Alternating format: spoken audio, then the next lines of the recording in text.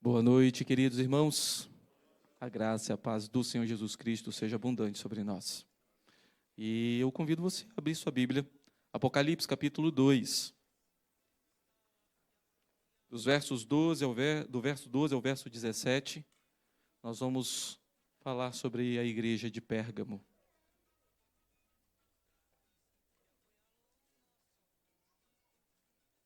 Apocalipse 2, do verso 12 ao verso 17.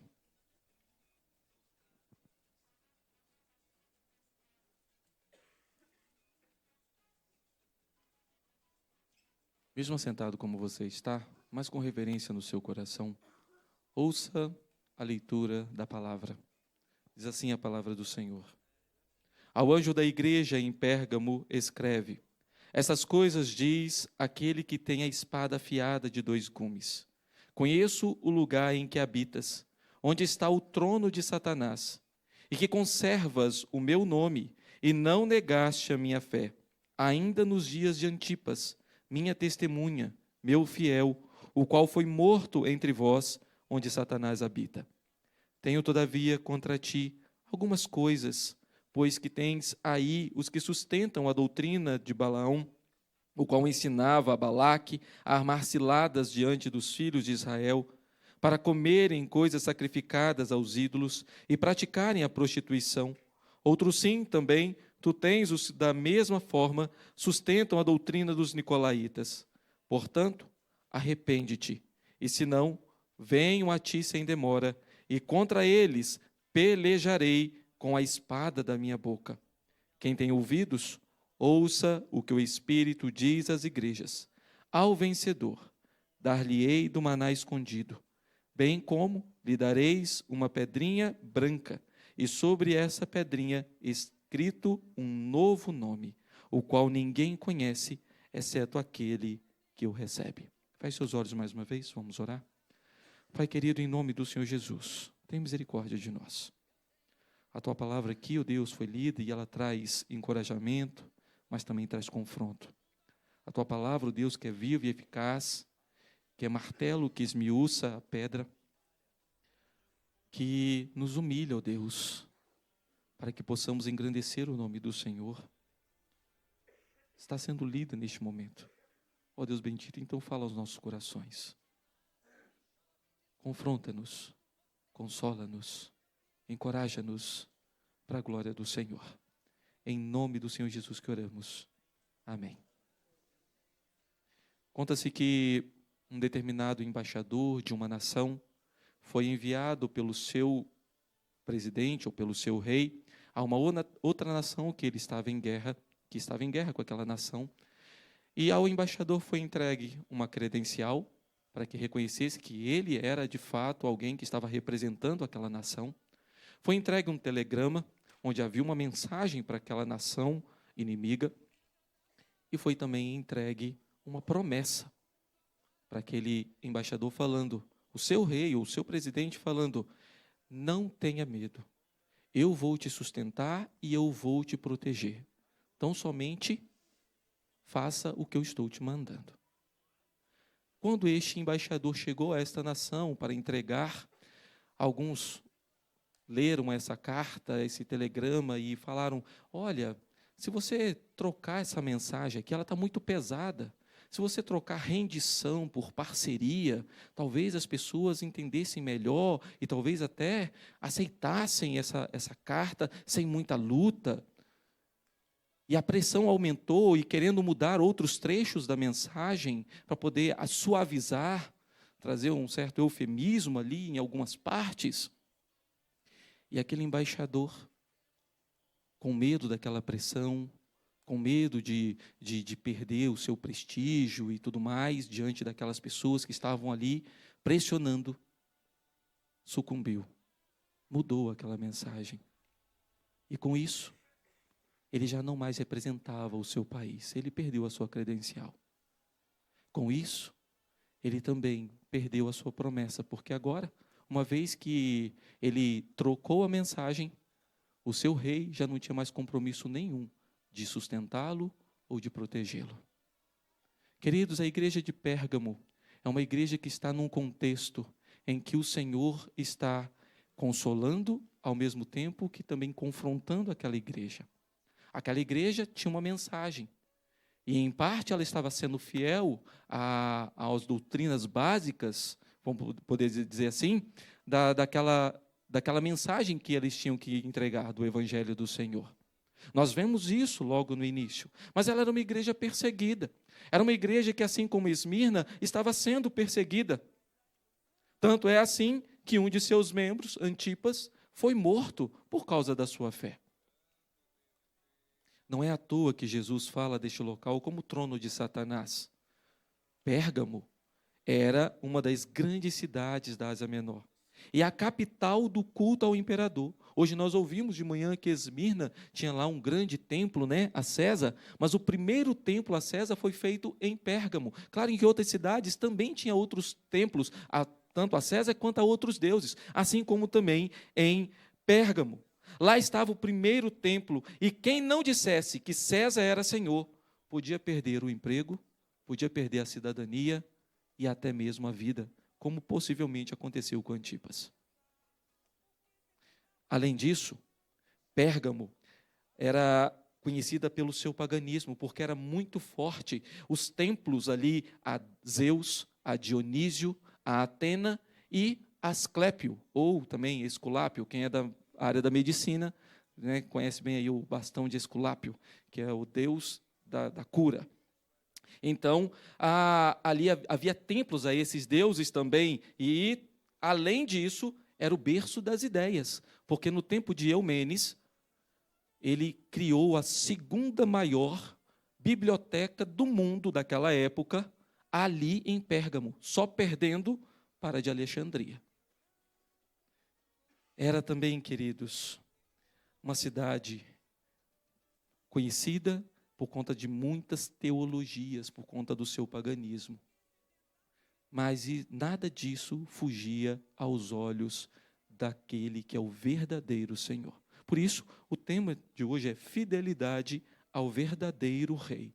Fidelidade ao verdadeiro Rei. Jesus conhecia aquele lugar. Jesus conhecia aquela igreja. Jesus agora está observando todas aquelas coisas. E ele se apresenta àquela igreja para lembrá-la de que ele é de fato aqueles que deveria temer. Ele é o Rei dos Reis, Senhor dos Senhores. A primeira coisa que nós observamos aqui, queridos, nesse texto, é que o verdadeiro Senhor conhece a sua igreja. Olha como começa. Versos 12 e 13. Ao anjo da igreja em Pérgamo escreve: essas coisas diz aquele que tem a espada afiada de 2 gumes. Conheço o lugar em que habitas, onde está o trono de Satanás, e que conservas o meu nome e não negaste a minha fé, ainda nos dias de Antipas, minha testemunha, meu fiel, o qual foi morto entre vós, onde Satanás habita. Ele conhece o lugar onde nós estamos. Ele mostra isso àquela igreja. Eu sei das dificuldades que você está enfrentando. Eu sei das coisas que têm acontecido neste lugar. Eu sei da prostituição que existe neste lugar. Eu sei da idolatria que existe neste lugar. Eu conheço. Eu estou vendo tudo isso. Eu sei que Antipas morreu, minha testemunha, meu fiel, morreu por causa da sua fé. E isso não passou despercebido aos meus olhos. O Senhor conhece, queridos, a nossa luta diária. Talvez o trono de Satanás que você está enfrentando é na faculdade que você está estudando. É lá naquele lugar que está cheio de gente com várias ideias que confrontam o que nós conhecemos que é a verdade do Evangelho. Que tentam tirar da nossa mente, do nosso coração, aquilo que nós sabemos que é a verdade. Talvez seja o seu trabalho, talvez a perseguição de alguns colegas de trabalho, que também não creem no Senhor, talvez até do seu próprio patrão. O Senhor conhece. O Senhor vê, talvez seja no meio da sua família, talvez parentes próximos que zombam da sua fé, que fazem chacota de você ter vindo no culto no dia do jogo do Brasil. Queridos, o Senhor vê todas essas coisas. O Senhor sabe onde nós estamos. Ele conhece as nossas lutas. Ele também conhece as deturpações religiosas e culturais. Ele sabia de tudo aquilo que se passava, dos templos aos deuses. Ele sabia que César queria que fosse adorado como um deus. Ele conhecia todas essas coisas e sabia da fidelidade da sua igreja, dizendo: não, eu não vou me curvar. Ele mesmo diz isso.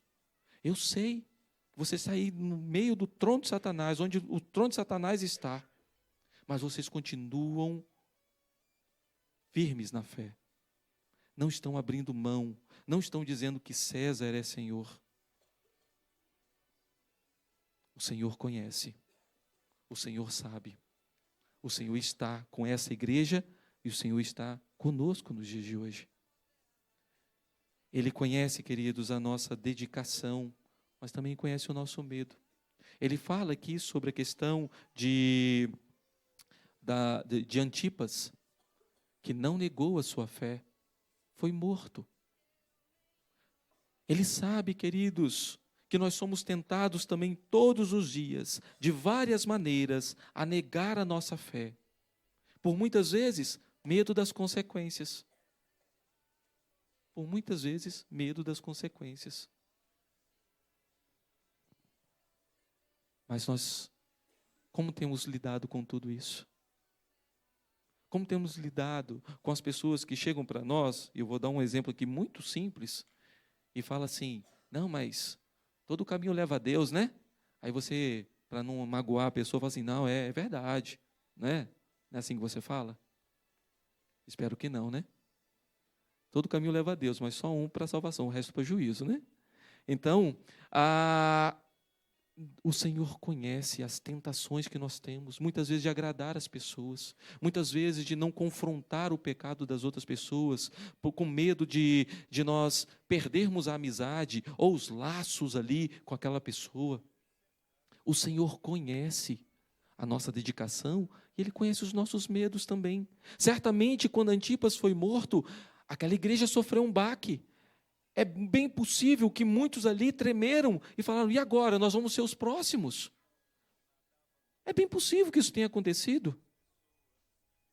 Mas o Senhor fala àquela igreja para consolar aquela igreja, dizendo: eu sei, e vocês estão se mantendo fiéis, mesmo com medo.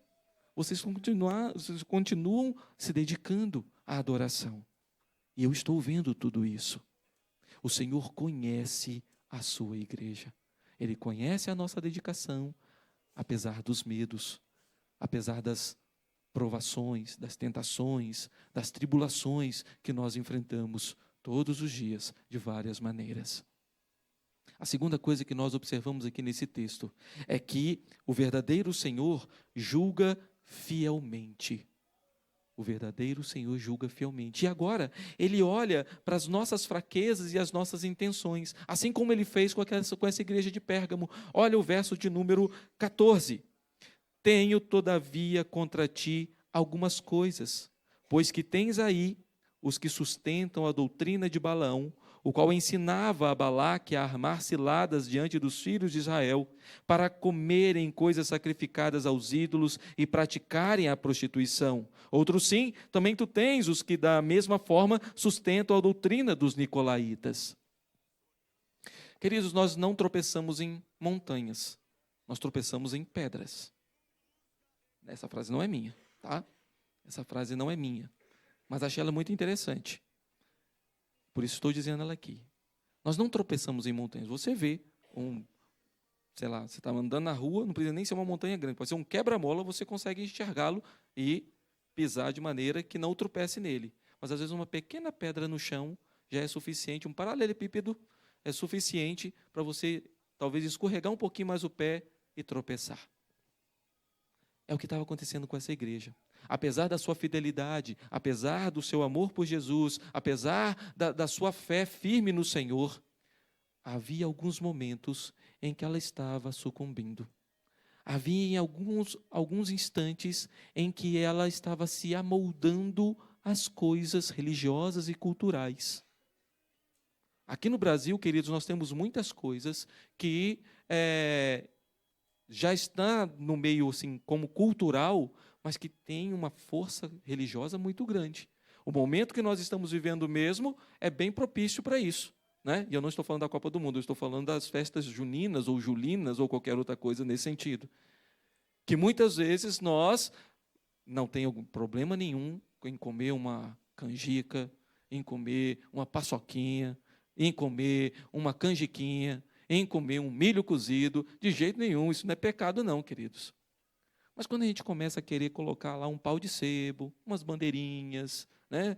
Aí a gente está começando a querer se amoldar com coisas que não são somente culturais. Existe uma força religiosa por trás disso. E a gente tropeça nessas coisas. A gente tropeça nessas coisas. E apesar das Escrituras dizer que tudo aquilo que é oferecido, quando você dá graças, acabou o problema ali, também sabemos que há muitas coisas que escandalizam outras pessoas. Era o que estava acontecendo com essa igreja de Pérgamo. Ela estava sendo firme nas grandes doutrinas, nas montanhas, ela estava enxergando e estava sendo firme, olhando para elas, mas escorregando ou tropeçando em pequenas pedras, deixando-se amoldar, deixando o seu coração se amoldar às coisas culturais. Queridos, isso é um grande problema que nós temos. Porque a gente começa com algumas frasezinhas, sabe? Assim, mas isso aqui não tem nada a ver. Os tempos são outros, isso aqui é cultural, não tem problema. E a gente vai começando a deixar essas coisas tomar conta da nossa vida, da nossa rotina, até mesmo da maneira como nós cultuamos. Quantas aberrações nós temos visto em algumas igrejas ou locais que dizem cultuar, que são aberrações mesmo, ao ponto de colocarem um ringue de MMA no centro, ao ponto de colocar outras coisas para chamar a atenção das pessoas, porque o ponto principal já não é mais o evangelho, já deixaram tomar conta do coração outras coisas que não é a verdade do Senhor, que não é mais o culto ao verdadeiro Senhor. Outras coisas estão se tornando senhores dentro do culto dessas igrejas. Muitas vezes a nossa adoração também é muito cheia disso, queridos. Hoje de manhã, estava ouvindo algumas pessoas, e um dos argumentos até, né, sobre essa questão da troca do horário de culto, era sobre a questão até, acho que eu tinha compartilhado isso até com o reverendo Danilo também, sobre a questão de talvez não teríamos visitantes. Mas o culto, queridos, não é para mim, não é para você e muito menos para o visitante. O culto é para o Senhor. É a nossa fidelidade ao Senhor aqui. E não estou falando pela questão da hora, poderíamos ter mudado o horário também e continuava sendo um culto de adoração ao Senhor, com visitante, sem visitante, com mais pessoas ou menos pessoas. Mas a adoração nossa, muitas vezes é influenciada pelos nossos próprios gostos. Nós somos influenciados pelas coisas da idolatria do nosso coração sem perceber. Idolatramos coisas e queremos trazê-las para o culto e não percebemos como a nossa adoração está sendo afetada por essas pequenas pedras. Queridos, a igreja de Pérgamo estava escorregando nisso, estava tropeçando nisso. O nosso coração, ele é fraco e enganoso. E aí ele dá um exemplo sobre essas coisas, que é justamente quando Balaão... Vocês lembram da história lá de Balaão? Ela está registrado no livro de Números. E o rei Balaque chama esse profeta para amaldiçoar o povo de Deus. E é muito conhecido, porque ali tem um registro do segundo animal que fala nas Escrituras, né? O primeiro foi a serpente, o segundo a jumenta. E ali, aparentemente, a gente até fala que Balaão parecia que ele era crente, né? Porque ele, em vez de amaldiçoar, ele abençoou. Ele abençoou porque ele não tinha outro jeito. A vida dele estava em risco ali, o Senhor colocou até a vida dele em risco para poder ele abençoar. Mas logo depois que passou aquele momento ali, Balaque ficou muito bravo e tudo mais para frente um pouquinho você vai encontrar Balaão sutilmente levando o povo, soprando no pé do ouvido, levando o povo à idolatria, levando o povo à prostituição, levando o povo à adoração falsa. Ah, queridos, a gente precisa tomar cuidado com o nosso coração, que é enganoso, é pecaminoso, é desesperadamente corrupto. Muitas vezes nós fazemos isso. Nós enxergamos uma coisa e falamos assim, não, isso aqui não pode. Mas essas pequenas coisas a gente vai gostando. Essa adaptação aqui dá para fazer, é legal. Acho que não vai ter problema nenhum. Aí começamos a nos amoldar, a nos adaptar. Adaptamos o nosso culto pessoal, adaptamos o nosso culto público, adaptamos várias outras coisas, porque é gostoso para nós. Mas será que o Senhor se agrada disso? Aqui, o Senhor chama a atenção dessa igreja e fala, eu conheço a sua fraqueza, e a sua fraqueza está nisso. Você está permitindo que pessoas com a doutrina de Balaão, que está aí soprando no pé do ouvido de vocês, coisas idólatras, coisas de prostituição, e vocês estão deixando isso entrar. Os nicolaítas estão aí, soprando no ouvido de vocês, e vocês estão permitindo. Meus queridos, a repreensão não é somente para aqueles dias, mas é para nós também.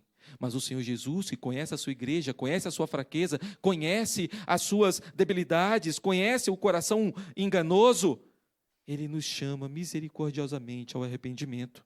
Olha o verso de número 16.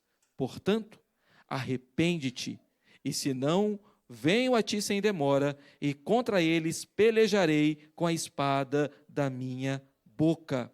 Ele chama ao arrependimento, porque Ele pode julgar, Ele tem todo o poder para julgar, porque Ele tem a espada afiada de 2 gumes nas suas mãos.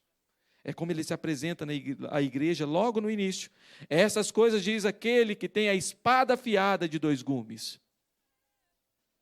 Ele é quem julga. E o chamado ao arrependimento é um alerta tanto para Pérgamo quanto para nós hoje, que é melhor temer a espada de Cristo do que temer a espada do mundo.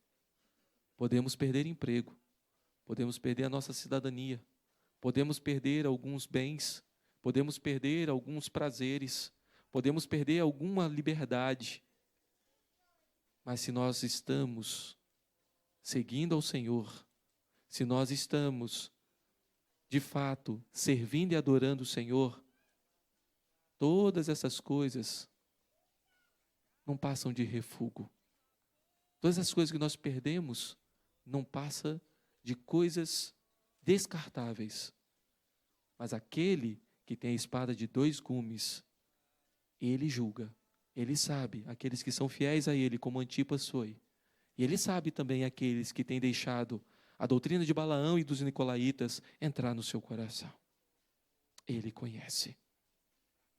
É por isso que ele julga fielmente. Porque ele vê, como o pastor Danilo falou aqui, na apresentação do próprio Senhor glorificado, lá no capítulo 1 de Apocalipse, ele é aquele que tem os olhos como chamas de fogo. Como ele vai se apresentar também à igreja de Tiatira. Por isso ele julga fielmente. E eu e você, como estamos? A quem temos dado ouvidos? A quem temos temido? A espada de Cristo ou a espada deste mundo? Em terceiro lugar, o verdadeiro Senhor recompensa o fiel. Leia comigo o verso 17, por favor. Vamos lá, todos juntos? Quem tem ouvidos, ouça o que o Espírito diz às igrejas. Ao vencedor, dar-lhes-ei do maná escondido, bem como lhe darei uma pedrinha branca, e sobre essa pedrinha escrito um novo nome, o qual ninguém conhece, exceto aquele que o recebe. Começa com uma mesma admoestação que as outras igrejas recebem. Quem tem ouvidos, ouça o que o Espírito diz às igrejas. E por que isso? Essa demonstração mostra a urgência do arrependimento. Ouça o que o Espírito diz às igrejas. É agora, é já. Não espere, é para agora. Ouça essa palavra e arrependa-se.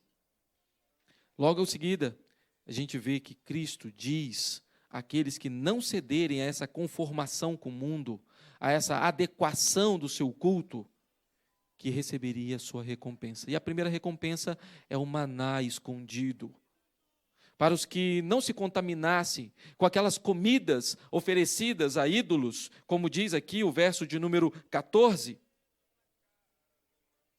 o Senhor daria do seu maná. E quando a gente vai lá no capítulo 6 do Evangelho de João, nós sabemos qual é o verdadeiro pão que desceu do céu. É o Senhor Jesus Cristo.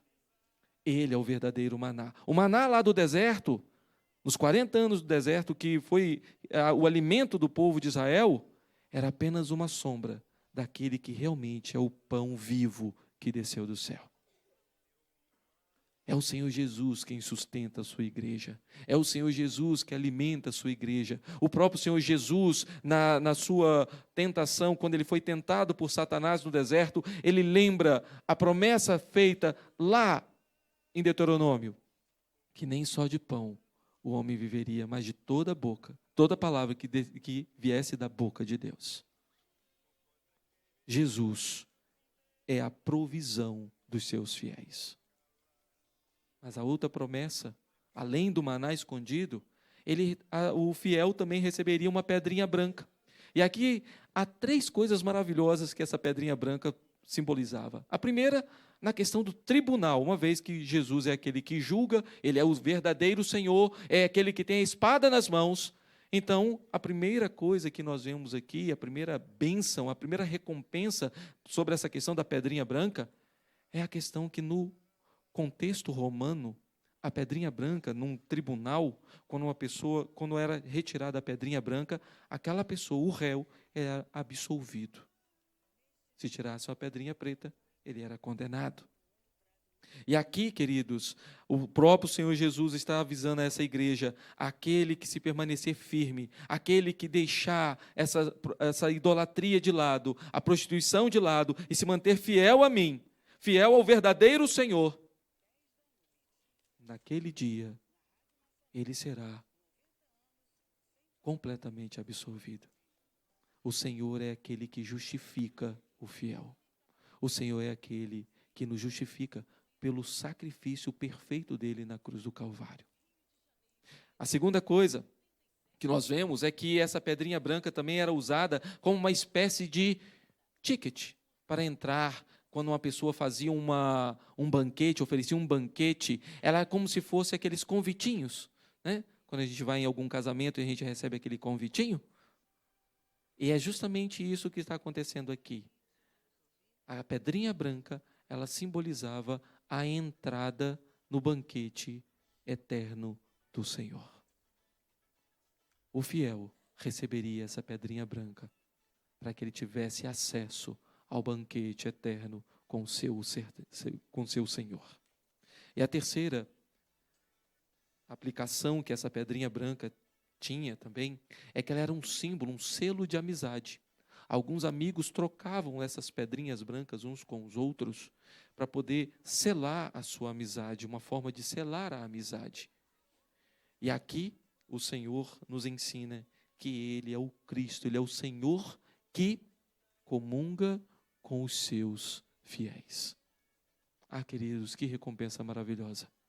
Ter comunhão com o Senhor, sendo justificado pelo seu Senhor, sendo alimentado eternamente pelo seu Senhor. Por que ainda procurar? Por que ainda deixar o nosso coração ser enganado pelas coisas deste mundo? Por que ainda preferir as coisas que, ainda que sejam prazerosas, são passageiras aqui?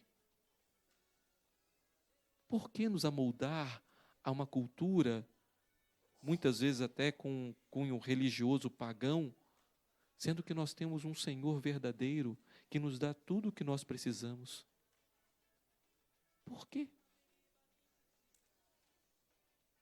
É por isso que eu gostaria de encerrar aqui, aplicando algumas verdades ao nosso coração. A primeira, fidelidade ao Senhor onde nós estivermos.